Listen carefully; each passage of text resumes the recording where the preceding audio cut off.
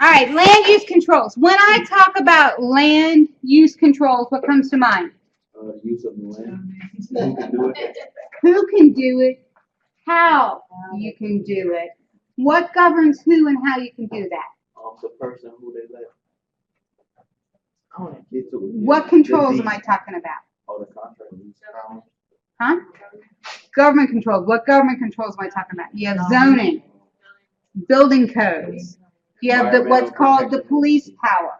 This is the police power of communities to be able to come in and do zoning and building codes because they're looking out for the public good, the interest of the public good. So real estate professionals have to be knowledgeable about local land use restrictions in order to avoid showing a buyer a property that's not suitable for the buyer's intended use. Okay, most of you will be selling residential houses. If a house is a house, a house is a house. You know, it is what it is. But if you're showing somebody a building that's modified, okay, you're interested, actually, you guys were looking at a building that had apartments, had studios, and had some things like that in it. You know, if you were actually going to go further and buy it, you'd want to go check zoning. You'd want to look at a zoning map. And you'd say, where does this property actually fall in the zoning map? Am I solidly in a residential district?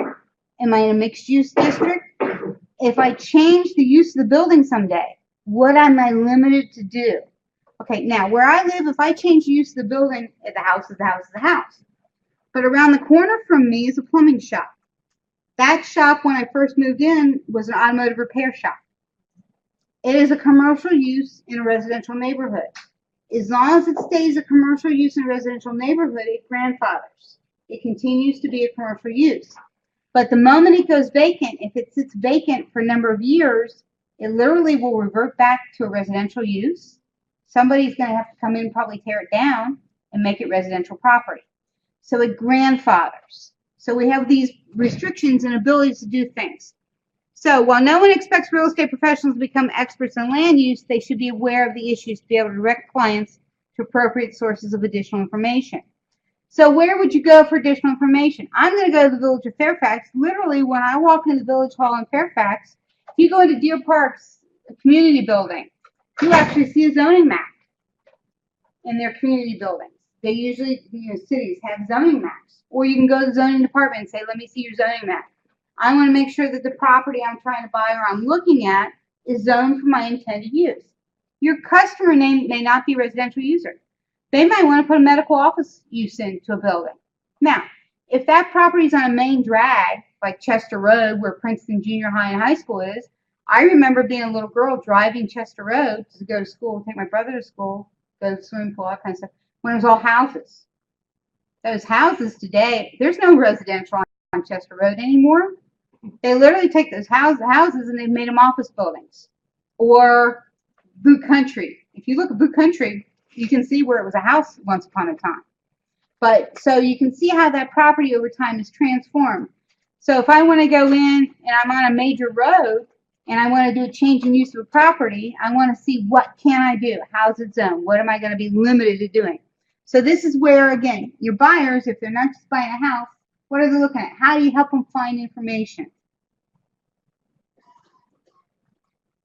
So we're going to talk about police power, provisions under which it protects the public health, safety, and welfare. We're going to talk about zoning ordinances, permits, and property use. And we're going to find some building codes that relate to requirements and restrictions placed on construction standards. Issues of regulations involved in subdivisions. If you want to be a subdivision developer, what are you required to do? Non-governmental and private land use restrictions and the covenants, conditions, and CCRs. And we're going to talk about various laws and agencies which regulate land sales. So we're going to go a little bit further than just land use. Okay, so land use controls. We have government ownership. The government owns the policies. They create the policies. There should be a comprehensive plan. That's another thing to go look at in Springdale. Find out when you call them, ask them about, do they have a comprehensive plan? Deer Park, do they have a comprehensive plan? What can you find out about where's the city growing? How's it going? What are the planning? And a comprehensive plan will tell you what are they going to do with major corridors, the major roads that go through there. How are they going to transform it to be able to meet requirements?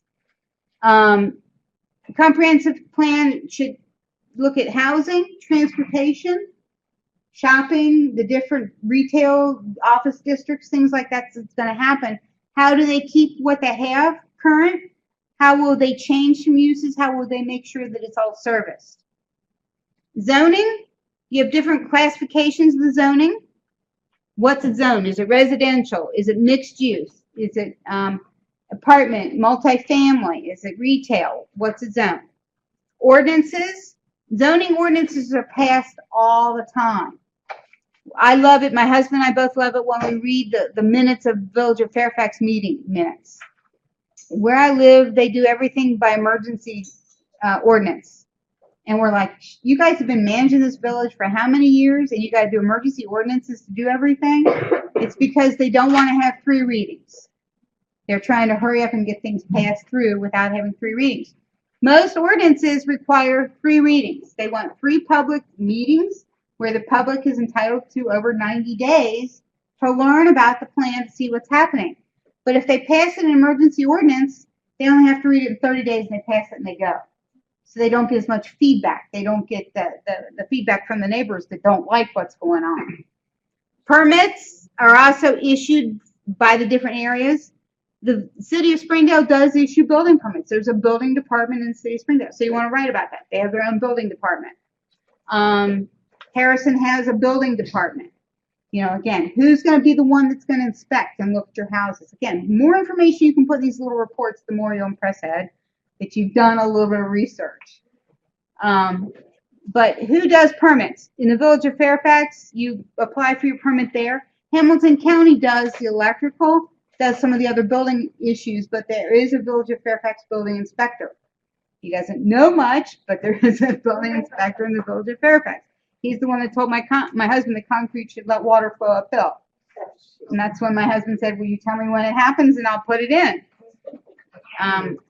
Because we were trying to put the garage in. And it's at the lower part of our yard. So the permits, what do you have to do to get variances and conditional use permits? This is something we went through to be able to do our garage. We had to go through ZBA hearing. We wanted to try to get a conditional use. We wanted to try to get approval to build what we thought was an okay garage that they said wasn't. So then we went the next step to say, okay, then approve it under a conditional use. Let this be an exception, but let it go in. What kind of zoning board of appeals or what do they have that rules that? What can happen? When you sit on the planning commission, this is something Kate Green does with her thing. She sits on the planning commission in North College Hill. And so what she'll be able to do now, she's actually doing more professional role in it. But as an architect and somebody who's gone to school for this kind of stuff, she brings some understanding of the whole zoning and building permit process to what she does. The building codes and certificates of occupancy. How are permits gotten? What do you have to go through? This is something I require my tenants do in a retail space. They have to do permits to build before they can get the lease commencement date and I start charging rent. They have to give me a certificate of occupancy. Certificate of occupancy means that they've had a whole full building inspection. They've passed the inspection and now they're allowed to actually do business. So I asked for a C of O, certificate of occupancy.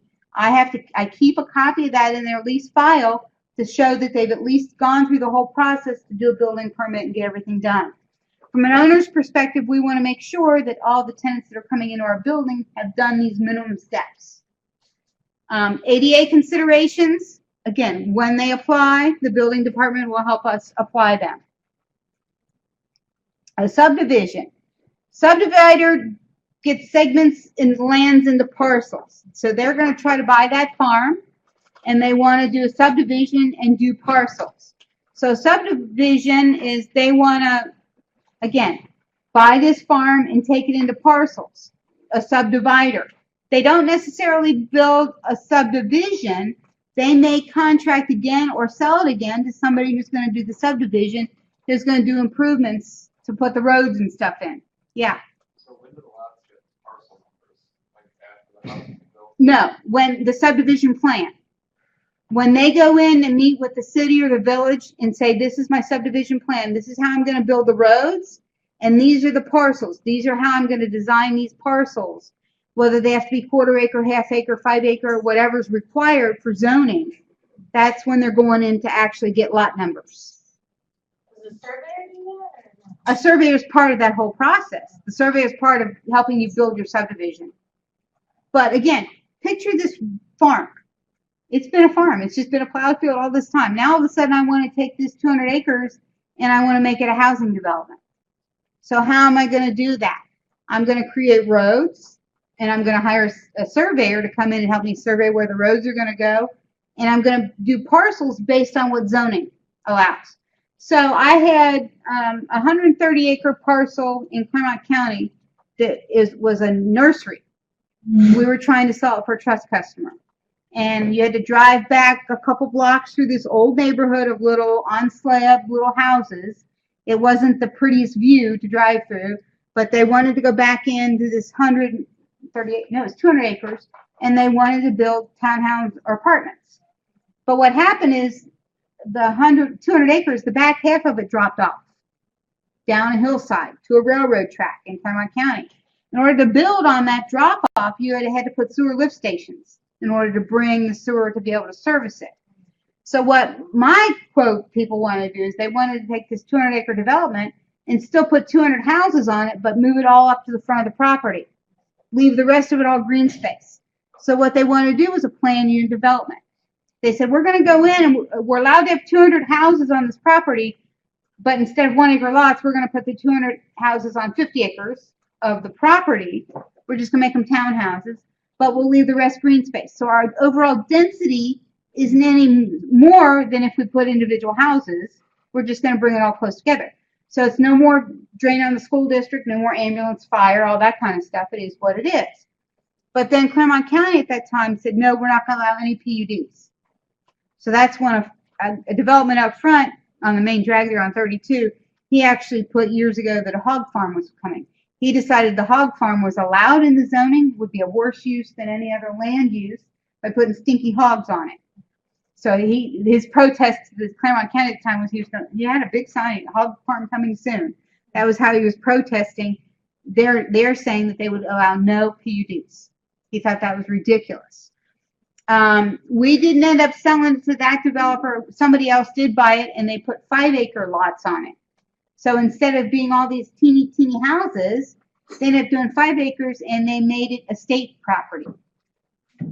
Now, they're still not going to develop down in the hole, but what they did is they were able to get much more money for the land by making it a state property, 5 acre properties, rather than all these teeny little houses.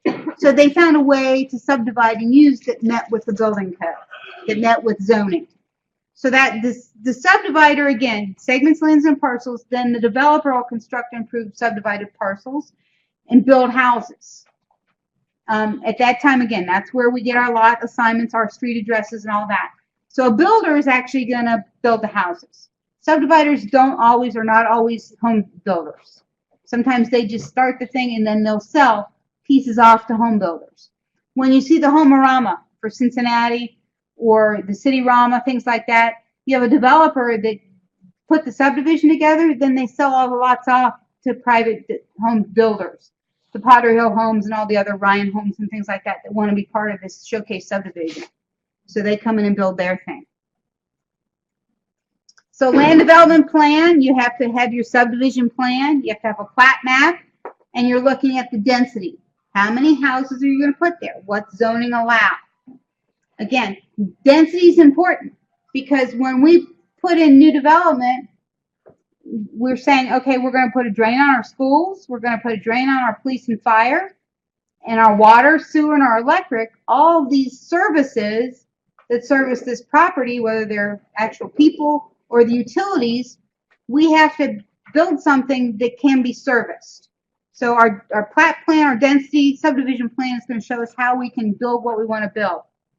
We can do private land use controls through deed restrictions. This is what you said before, where deed restrictions can come in. We can say you can and can't do this through deed restrictions.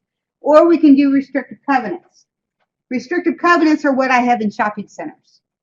They say that you can use it for this kind of use, or you can't use it for this kind of use. When we build shopping centers, I have an AMC cinema that's one of my anchor tenants. So what's the restrictive covenant they put on the rest of the property? No other cinemas. Okay, so no competing. I have a main event. What's main event? It's a big bowling alley with a lot of entertainment. We actually have something that says no bowling alleys, but they don't say a no main event type bowling alley. So they found a way around the no bowling alley restriction by doing a main event. But I can't have another seafood restaurant because I have a Mitchell's. I can't have another Italian restaurant that competes with Bravo. So I've got certain restaurants or storefronts there, and the restrictions they put in, Barnes & Noble, it's one of my anchors, P.F. Chang's. I can't have their competitors, even small storefronts, as other users of my property. Is this the one in Kentucky? No, Westchester, where my office is. So the restrictive covenants are saying what you can and can't have as uses. We allow these kind of uses, but more than anything, they say not this type of, so it's restricting.